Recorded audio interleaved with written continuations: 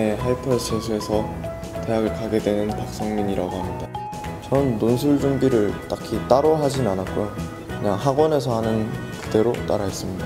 일주일에 2시간 정도 수리 논술이 있을 텐데 그냥 그때 주시는 문제 그런 걸 받아서 열심히 풀고, 그 과학 논술의 경우에는 주말에 하는 특강을 들으면서 이렇게 풀었습니다.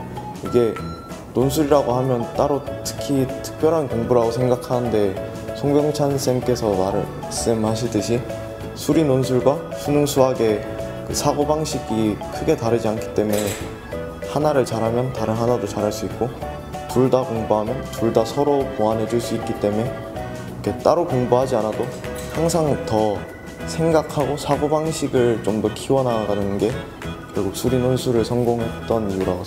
안녕하세요. 저는 강남 하이퍼에서 재수하고 올해 성대의대 수시로 합격한 이정환이라고 합니다. 일단 저는 재수 초반에는 학원 밖에서 논술 단과 수업을 들었었는데 후반에는 정시에 집중하느라고 거의 학원에서만 논술 준비를 했었는데, 일단 논술 준비할 때 주의할 점이 정시에 소홀해지지 않을 만큼만 하는 게 되게 중요한 것 같아요. 근데 그러면서도 논술 때까지 정시 준비하면서 꾸준히 논술 준비를 계속하는 게 중요한 것 같아요.